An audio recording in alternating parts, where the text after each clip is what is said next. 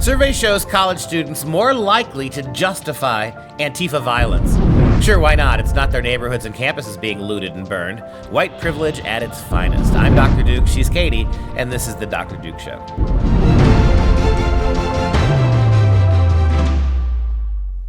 Hello, everyone, and welcome to the Dr. Duke Show, the only program that keeps you educated on the craziness impacting K-12 classrooms and college campuses around the world. Today, we're discussing a new poll that finds young, college-educated Americans are more likely to think the actions of looters and rioters and setting fires and causing destruction are all justified. And, I go back and forth about this all the time. Why is there no protest the quad? Why is there no protest the campus? You think about, there's no commodity in American life that's gone up higher than college tuition. It is the most inflated thing over the last 30, 40 years. Way more expensive proportionately than a gallon of gas, a loaf of bread, a gallon of milk. Way out of proportion to everything else. And yet, the professors at universities who turn these kids into mindless radicals, they never feel the brunt of it themselves. I wonder how the universities would feel about that if their own buildings were being burnt down. We've seen what's happened before when these young punks occupy university buildings. The administrators immediately give them whatever they want. Maybe they need to go the full Monty on this, because they need to go the full riot on this. And so, this tells us where we are. The fact that younger generations are okay with, they do not understand the distinction between violence and arson and attempted murder and protesting. They allied those two things.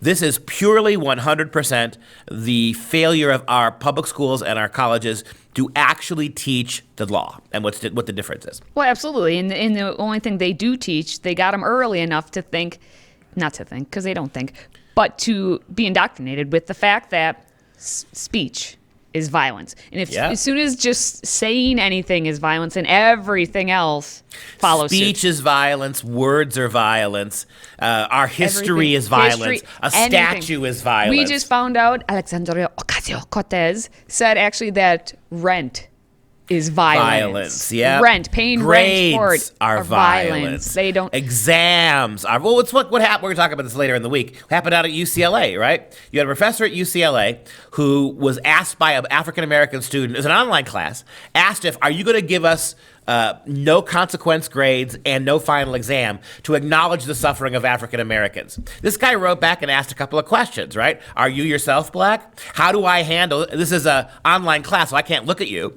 How do I handle kids who may be partially black? Exactly.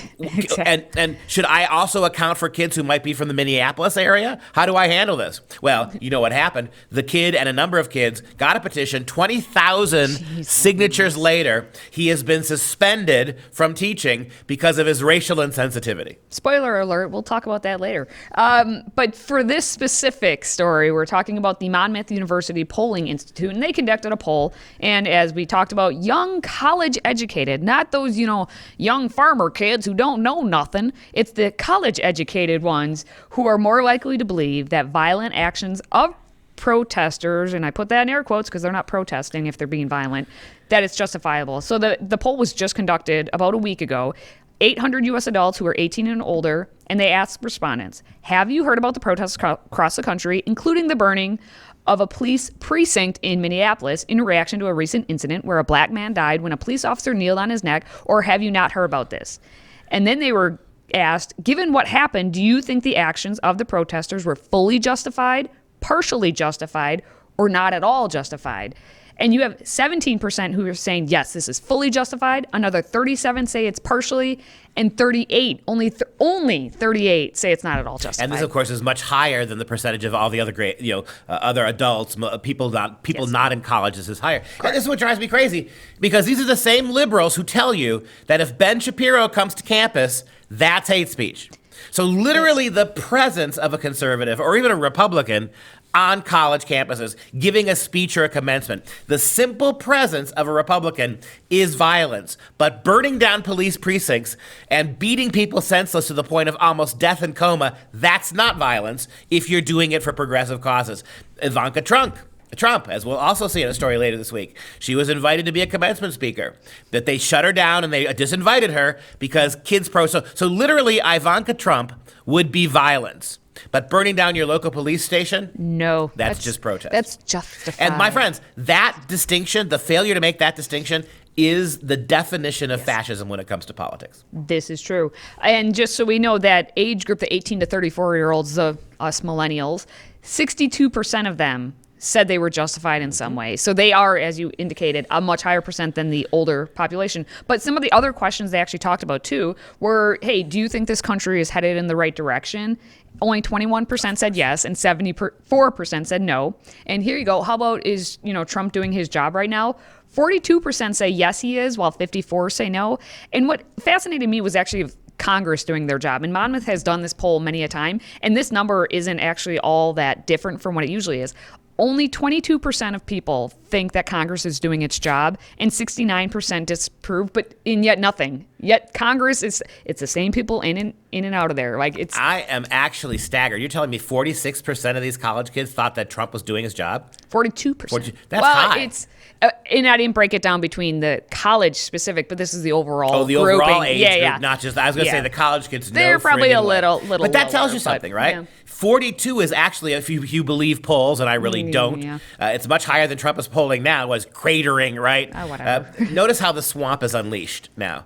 The swamp, the Romneys of the world, the swamp smells blood. Well. So, and this is the thing. As long as we allow our universities to engage in this kind of one-sided monolithic discourse, this kind of radical anarchism is going to get worse. One more example of this, the New York Times gets an op-ed from Tom Cotton, which was factually true, and now all hell breaks loose, and the newspaper actually apologized for printing a different viewpoint.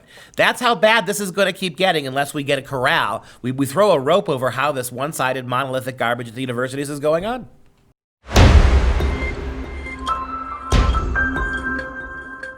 Moving right along to the West Coast at Southern Oregon University.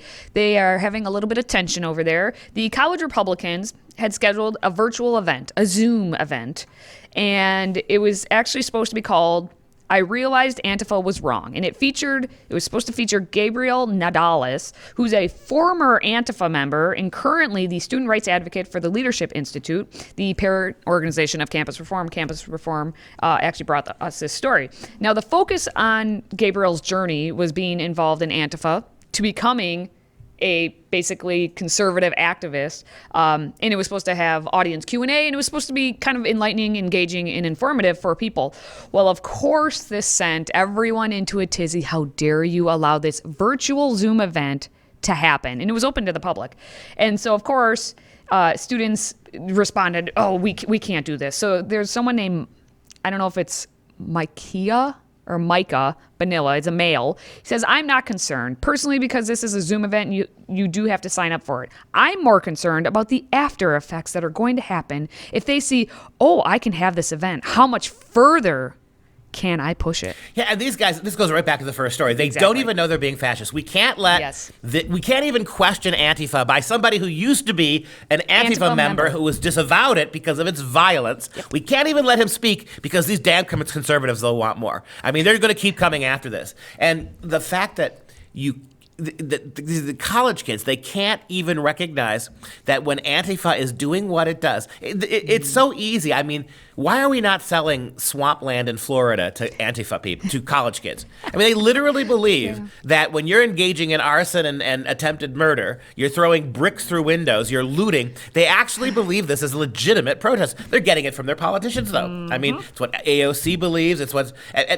you look at the irresponsibility of the Democrat Party. It's not just colleges. It's the Democrat Party, too. They're the ones, and Rhino Republicans, people like Romney. Say, you better put them in there, too. Fair number of Republicans. They refuse to call this out. And the other thing is, have you noticed corporate culture? We're in a dangerous place now, where if I see one more commercial praising the protests, right? Praise the protesters, then condemn the violence.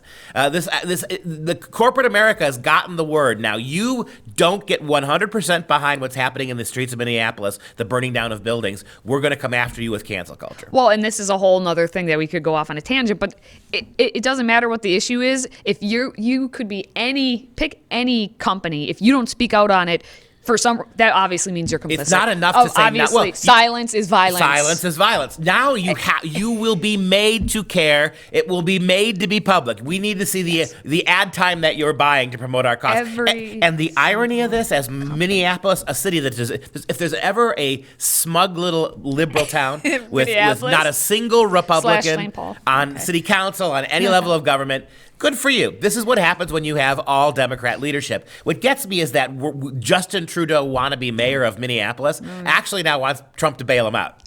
Okay, 200 buildings burnt because I refused to do anything. I actually protested with them. I actually applauded what they were doing. But now the American people who live in places that aren't Minneapolis, have to pay taxes to rebuild those buildings. You evacuated the police precinct. You told the police to stand down and don't even defend their place of residence. You're going to have to deal with this yourself. You wonderful progressives in Minneapolis. Maybe you can come up with a tax on breathing or a tax on peeing, right? And you can use these exorbitant taxes to rebuild your city, only to have it burnt down in the next riot because you have no leadership there that will do anything to stop it. Well, back out in Oregon, the university is just like that mayor in Minneapolis. They issued a supportive statement that also turned into a threat. So here you go.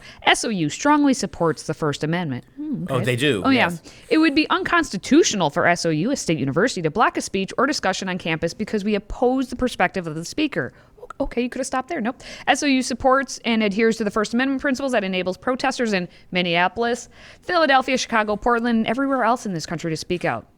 The university would jeopardize the protesters' free speech rights if it were to shut down an alt-right speech event because others would use SOU's actions to justify barring legitimate protest. We may consider alt-right speech to be abhorrent, but is still protected by the First Amendment so long as it is confined to speech activity. Should anyone's conduct cross over to hate crimes, the university would stand ready to intervene.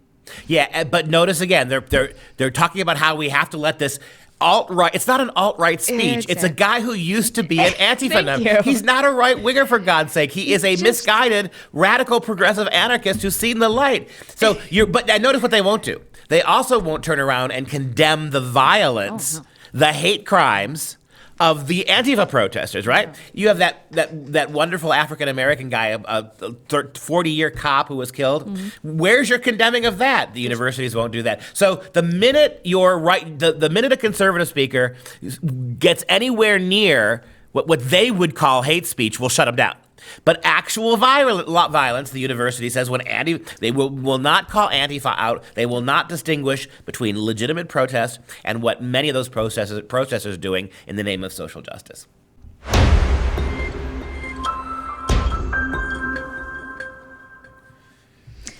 Oh, professors who have nothing better to do at this moment than to tweet out how to destroy monuments. At least that's what's Sarah Parkak, an anthropology professor at the University of Alabama at Birmingham, decided to do. She basically went on Twitter and gave a playbook on how to destroy a monument, because what's happening all over the country is monuments are being defaced and just everything, tear everything down. So she put out an elementary style drawing that looks rather phallic, but obviously it's supposed to be the Washington Monument. Here's the tweet storm as it begins. PSA. For anyone who might be interested in how to pull down an obelisk safely from an Egyptologist who never ever in a million years thought this advice might come in handy. My bona fides. I'm an Egyptologist. Wow, an Egyptologist. I've worked in Egypt for 20 years and know a lot about ancient Egyptian architecture, especially how they raised obelisks. The key to pulling one down is letting gravity work. Chances are good the obelisk extends to the ground a bit, so you want to get chains, not rope. It's 2020 AD, not BC. Let metal work for you. Anyway, she continues on all the way down until the end, also advising that you should wear gloves for safety. So and so what you have here is an archaeologist, an Egyptologist, who's actually dedicated her career to preserving the monuments of people, seeing them as works of art and culturally relevant things. Got news for you, Egyptologist.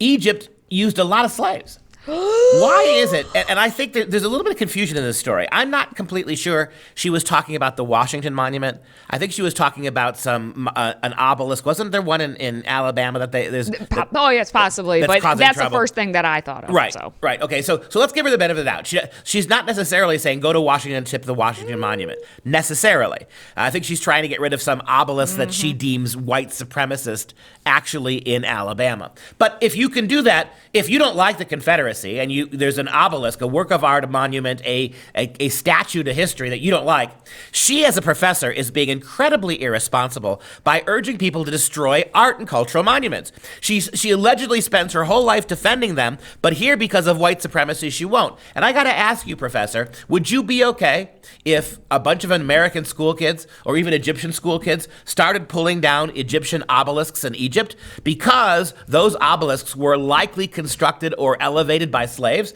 We know the pyramids were built by slaves. Maybe we should pulverize the pyramids. Maybe we should take down the monuments of Egypt because they were implicated. They were built, many of them, by slave labor. Why are you only concerned with white supremacy? Is it because if you did go after racism and bigotry beyond the white race, you would have your precious Egyptian monuments pulled down? And what kind of a professor dedicated to culture and art, what kind of an actual intellectual, under any circumstances, would give advice to thugs and punks and Antifa warriors how to take this stuff down? It seems to me that you are inciting a riot here. You are participating, and I love the cutesy way she tries to defend herself, right? I'm not actually saying, but if somebody were interested, that's the kind of thing that is so anti-intellectual, you should potentially lose your tenure for it. Well, and she says, in all caps, one of her tweets, please do not pull down actual ancient Egyptian obelisks.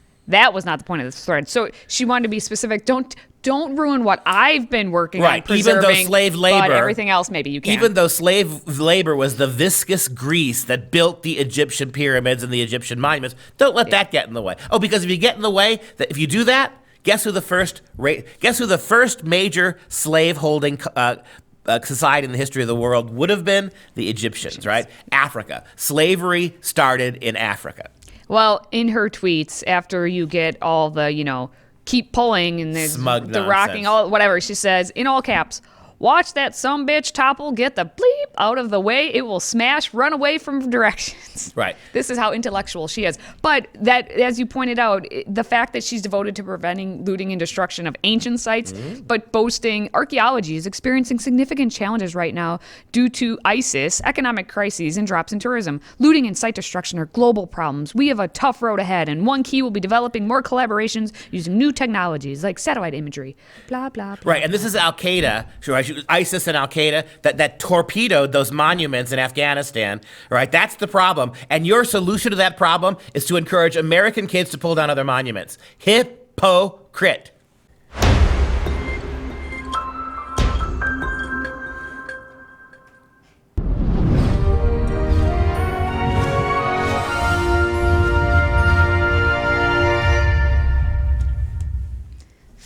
Finally, it's time for some real education. Peter Paul Rubens painted the honeysuckle bower in 1609 to commemorate his marriage to Isabel Brandt. Married in October 1609, Rubens celebrated by painting this full-length double portrait of the newlyweds seated in an idealized bower of honeysuckle, a plant symbolic of married love. Throughout the painting, Rubens incorporates symbols suggesting the status and happiness of the couple. Unlike many of his contemporary painters who lived in poverty and uncertainty, Rubens was incredibly prosperous and always overwhelmed with commissions, living the life of a refined gentleman.